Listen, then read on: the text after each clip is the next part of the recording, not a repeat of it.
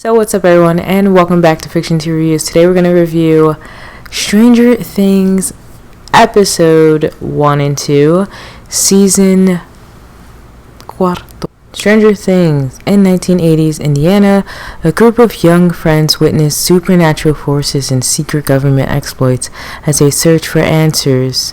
The teens, the once children who are now teens, unravel once again a series of extraordinary events.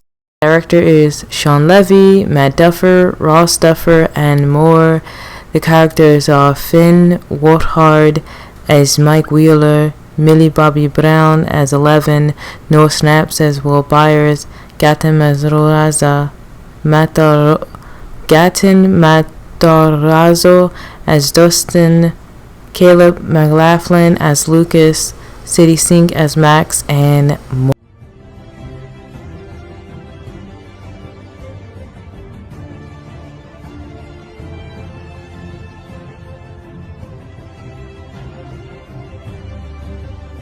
Brought to you by my self-published book, Rain. It is a psychological thriller about a group of young adults in a psych ward who get this new counselor that's trying to understand their mental illnesses and trying to understand them. But then the counselor shortly learns that these kids might not be crazy and that this place is actually making them crazy, all the while trying to figure out what's going on with him and his psychological demons and his problems. If you would like more information about this book, be sure to hit the link in the description box below. Supporting me and buying these books actually helps.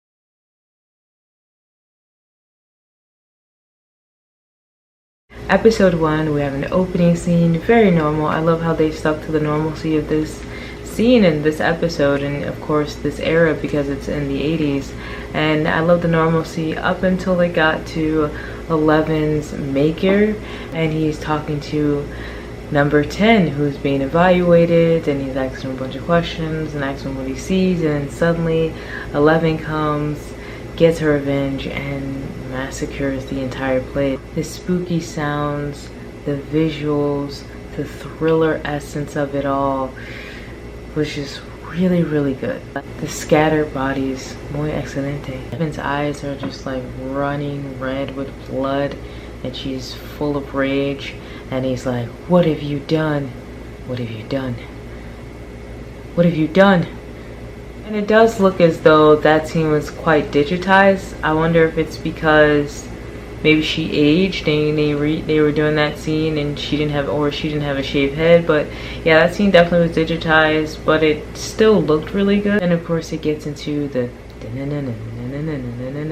that intro mystery, perfect sound music, 80s feel. I love it. And it opens up with Eleven telling us a intro of what everyone's doing and how she's basically writing to Mike that she's made new friends, but she actually hasn't made any new friends, and how each character is going through their own thing and what they're, as far as Mike's old pals all go, because he's in a different place. The gang, they're now high schoolers, and this really made me want to go to like a 80s party, a 80s theme party, especially in the scene with like Steve and Robin when they were in the car and it was playing that music. But one thing that was just didn't kind of make any sense to me was this new character whose name I just could not find on the internet. I don't even know his name. They might have said it on the show. He's just not relevant enough for me to remember his name, honestly.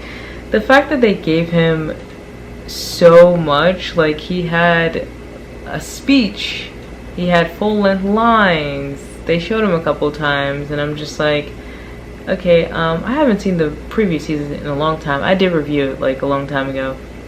You can go check that out. It was one of like my first reviews actually. I reviewed Stranger Things season 1 and 2, I believe, and 3.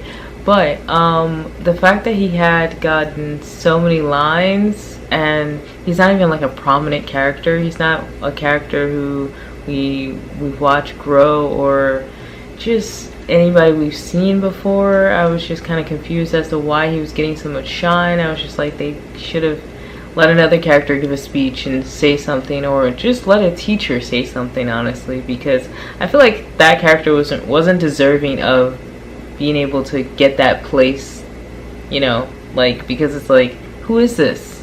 Who is this? Number one, who is this? Number two, do we actually care?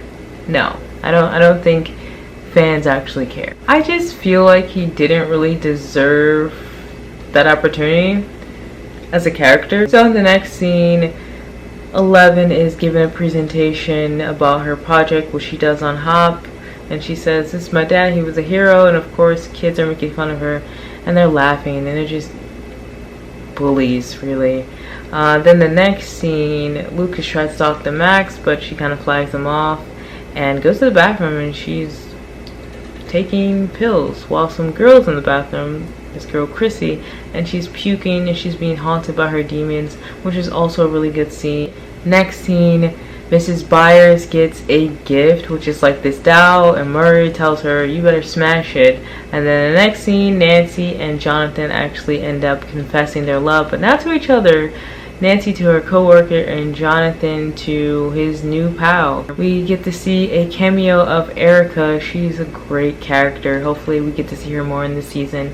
And the Hellfire Boys, they're shook because they thought she was just this little girl, and no, she told them what it is straight up, and I just love her character. She's so great. Lucas ends up winning the game and he's super popular now, but then he sees his friends coming out of the Hellfire game because they win, and he has this realization, you can tell on his face, where he's like I'm assuming he's gonna start to, or getting that feeling of questioning, like, is this really important to me, being popular where all my friends are over there just being happy? Chrissy ends up still being haunted by this grotesque being, which is really good, the way that it looked, just great graphic. This reminded me in that scene where she was running and yelling and screaming of a teen horror, but like better and less cheesy. It ends with her being smushed and her eyes kind of being smushed to the white meat, blood dripping down. Oof. It was good. Wide-eyed death. Cool scene. Great pilot scene. Really liked it. Although I do personally feel like I anticipated this for so long, so when I did watch it, I just kind of wasn't as excited anymore. But yeah, no, it still was good nonetheless, and I guess this makes up for it, and I'll see how the rest of the season goes. Episode 2, Darkness Curse. Episode 1 was the Hellfire Club. Reintroduced to Hop's explosion scene as he awakens. I have to say again how the intro song is so simplistic yet perfect at the same time.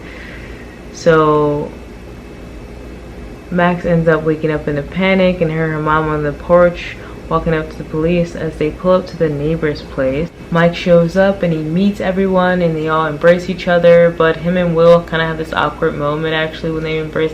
Actually, the only person that he was kind of not awkward with was Elle, and Will does eventually call it out later on in the episode, but it doesn't still really get addressed. It's kind of just brushed over because he's focused on looking for Elle. Everybody in the school finds out about Chrissy's death. We get to see Hop, but unfortunately he's being tortured by Russian. Oh, guess who was on this show? Jacques and Hagar. Chrissy's boyfriend, Jason, that's his name. He finds out that Chrissy's dead and he screams into the woods. There's a scene with Nancy and her coworker, and the police officer looks inside the car and he looks really scary, but it's like good scary as far as the makeup goes, and it reminds me of Candyman because he has like these bugs on him, but also at the same time it's creepy, but it gave me a little bit of Jeepers Creepers. I don't know, it was just good. Next scene, unfortunately, 11L, who changed her name to Jane, she's being bullied by these kids, completely humiliated. They completely humiliate her and point at her and circle her, and I'm just like, I thought these kids were in high school. They're acting like they're in middle school and elementary school. Grow up. One kid had the nerve to like throw chocolate on her, and I'm just like, how cruel, man. Just completely cruel. Miss Byers and Murray actually get in contact with a Russian, and they ask about Hop, and they say, we want to see him, and he's like, you give me the money, you'll be able to see him. Click. You learn that he's being held prisoner by the guard who wants the money. And like I said, Will mentions to Mike that what's going on, like it's being really weird, and Mike's like, you're just my friend, she's my girlfriend, and you know, Mike's like, okay, I get that, but like, we've been friends for how long basically? He doesn't say that, but like, come on, it was pretty weird. And Elle ends up going to confront her bullies and smashing the girl in the face with a roller skate, and she's bleeding uncontrollably. She's being a drama queen, and she's yelling and screaming, and everybody's like, oh my god, like, what did you do, what did you do? And she has a flashback of what did you do, her maker saying the same thing when she came there and destroyed everything. But also, like, she'll live, you know, like, she'll live. It's not that deep. They bullied her this entire, what did they expect? What did they expect? It's her own medicine. Just like when you're with yourself. Now, violence is not the answer, but what did they expect? One thing I do want to note that these episodes, especially this episode, was really long, and I'm very, very sure that huge fans of the show really appreciate that. They end up finding Eddie. Dustin talks to Eddie, and he says, we're on your side. They end up telling him what's really going on, and Eddie tells him about this beast, this monster, and the monster, the creature, is shown killing Nancy's co-worker. And insane. Great scene. Episode 1, episode 2 ended greatly. I love the visual storytelling in the end of episode 2 with the bats flying around and the darkness and the music, and everything about it was just good. And I love to see an unimportant character be killed and not the main one. So I really enjoyed these first 2 episodes. I'm gonna end up watching the other 2 episodes. If you guys want me to review them, comment below, let me know. And I will see you next time in the next review. Bye.